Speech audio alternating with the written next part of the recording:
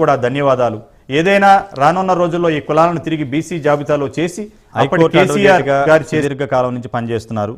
హైకోర్టులో జరిగిన వాదనల గురించి కానీ తర్వాత పరిణామాల్లో సుప్రీంకోర్టుకు వెళ్ళిన సమస్యల గురించి కానీ అన్నీ మీకు వేవేరా ఉంది ఈ సబ్జెక్ట్ గురించి. కానీ చాలామంది ఇక్కడ ఉన్న బీసీ సోదరులకి కొంతమంది రాజకీయ నాయకులకి ఏదో మాకు న్యాయం చేసేస్తున్నారు, కొన్ని కులాలు తీసేస్తే మాకు కొంత పర్సంటేజ్ పెరిగిపోతుంది, మాకు కొంత న్యాయం జరిగిపోతుంది, ఈ పర్సంటేజ్ వల్ల మనకి ఎక్కువ ఉద్యోగాలు వచ్చేస్తాయి, ఎక్కువ లాభాలు వచ్చేస్తాయని ఒక భ్రమలో అప్పటి ముఖ్యమంత్రి అంటే ఆ ప్రాంతాన్ని పరిపాలించిన రాజు అతను మేలు కోసం చేసినది మన మేలు కోసం అనుకునే మాయలో ఇప్పటికీ కొంతమంది ఇంకా ఆ భ్రమలో ఉన్నారు.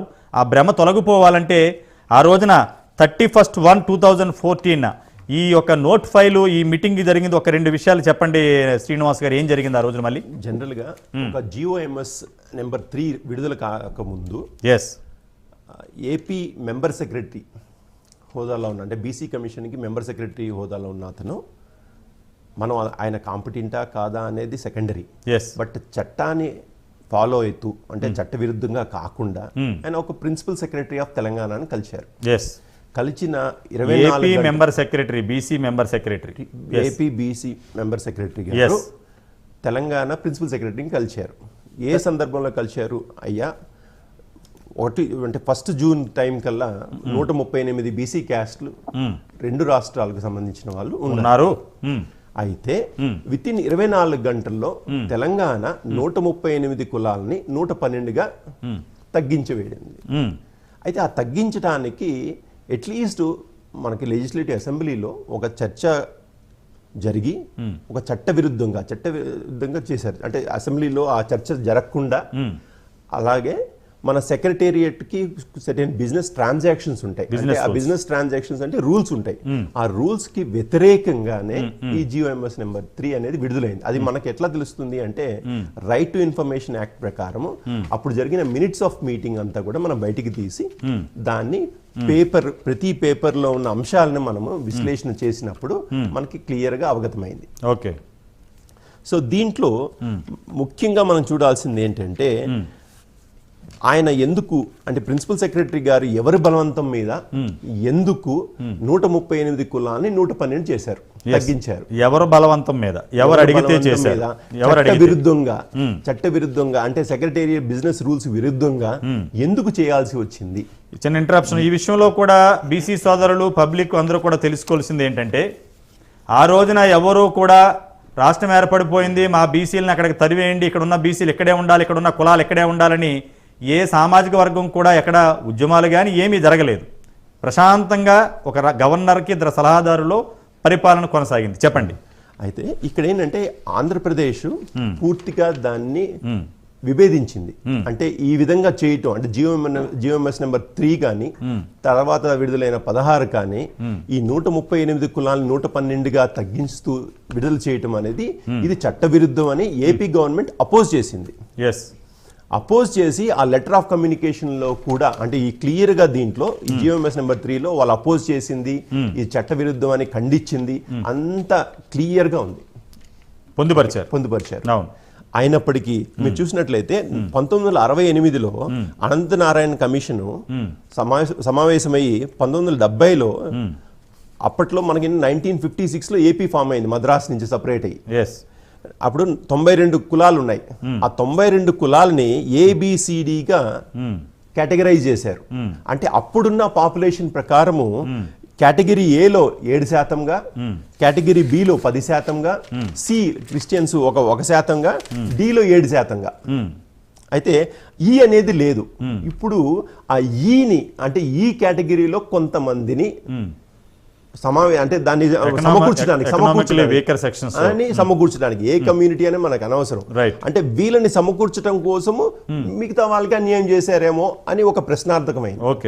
అయితే దీన్ని అంటే ఈ సమకూర్చడాన్ని అంటే ఈ కేటగిరీ చేయటాన్ని సుప్రీంకోర్టు దాన్ని ఆమోదించలేదు. అది స్టిల్ కేసు నడుస్తూనే ఉంది. అయితే ఇప్పుడు 2014కి వచ్చేటప్పటికి పాపులేషన్ అనేది పెరిగి ఉంటుంది కదా. ఇప్పుడు ఆల్మోస్ట్ మనం చూస్తే దగ్గర 4 కోట్ల మంది ఇక్కడ ఉన్నాము, అక్కడ కూడా 5 కోట్ల వరకు ఉన్నారు ఆంధ్రప్రదేశ్లో. ఇక్కడ 2014లో కూడా అదే కేటగరైజేషన్ అంటే ఏబిసిడిఈగా చేసి అదే పర్సంటేజ్ 7% ఏలోని, బిలోని 10%, సిలో 1%, డిలో 7%, అదే పర్సంటేజ్ ఎట్లా వీలవుతుంది? అంటే మీరు చెప్పేది ఏం చెప్పాలనుకుంటున్నారంటే 138 కులాలు ఏదైతే ఉమ్మడి ఆంధ్రప్రదేశ్లో ఉన్నాయో దాంట్లో 26 కులాన్ని కేసీఆర్ తీసేసినప్పుడు పర్సంటేజ్ పెరగాలి కదా, అదే పర్సంటేజ్ ఉంచారు అని అంటే బీసీ సోదరులు అర్థం చేసుకోవాలి. మన మీద మెడ మీద కత్తి పెట్టి ఇప్పుడు మేకను కోసేటప్పుడు అతను ఏమంటాడంటే మేక తల దూగుతాడు అనమాట. ఏమవుతుంది అనుకుంటాడంటే యజమాని నన్ను బాగా చూసుకుంటున్నాడు అనుకుంటాం మనం, కానీ తర్వాత ఒక ఏటుతో దాన్ని చంపేస్తాడు.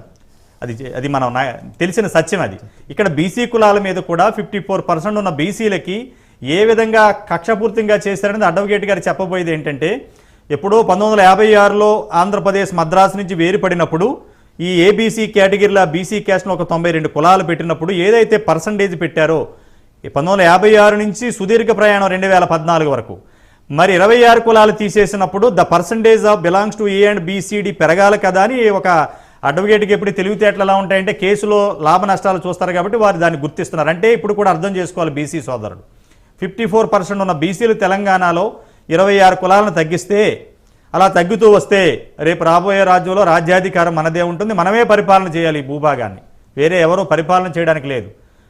రాజుల కాలం పోయి రాజ్యాంగం వచ్చినా కూడా ఇంకా రాజులలాగే మనం యాక్ట్ చేద్దాం, రాజులలాగే మన ఆలోచన ధోరణి ఉంటుందంటే చరిత్ర ఎవరిని క్షమించదు. ఇంకా విచిత్రం ఏంటంటే తెలంగాణ రాష్ట్రంలో ప్రైమ్ న్యాయ వేదికగా నాయకులను అడుగుతున్నాం, కర్ణాటక, తమిళనాడు, బీహార్ ఎక్కడి నుంచో వచ్చిన ఎస్సీలు, ఎస్టీలు అందరూ కూడా వచ్చి ఇక్కడ రిజర్వేషన్ పొందుతున్నారే.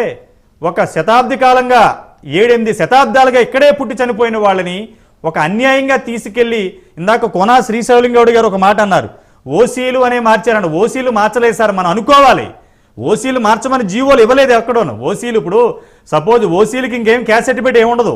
ఈ బీసీలను కూడా ఇప్పుడు కోనా శ్రీశైలింగౌడ్ గారు ఒక చిన్న సబ్జెక్టు కరెక్షన్, అడ్వకేట్ గారు చెప్పిన దాంట్లో ఒక క్వశ్చన్ నాకు తలెత్తుతుంది.